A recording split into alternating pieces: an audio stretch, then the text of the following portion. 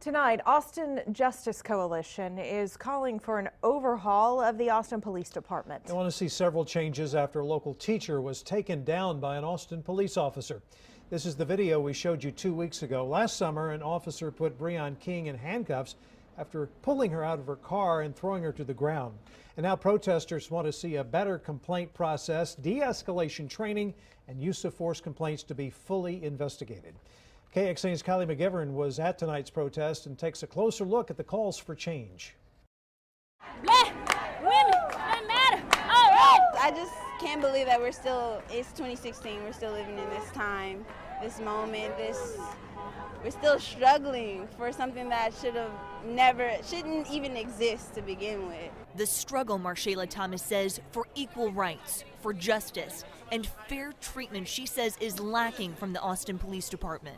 I think it's about more training and about them actually doing, clear checks of the people that they're putting in authority. There is certainly a sense, a feeling that there is a problem. Rebecca Weber is on Austin's Public Safety Commission, which in June reviewed a study that looked at APD's data on racial profiling. It found minorities, particularly black people, are stopped at a greater rate in Austin. So it raises questions. Race relation questions commissioners decided this summer they want answered. Let's get more answers. Let's do a better analysis, and also let's gather more data. For instance, data on those who are pulled over but not necessarily cited or arrested. What we asked the police department to do is to track those stops too, and with the goal of just engendering more trust with the community, of having more transparency and answering more questions. Black women matter.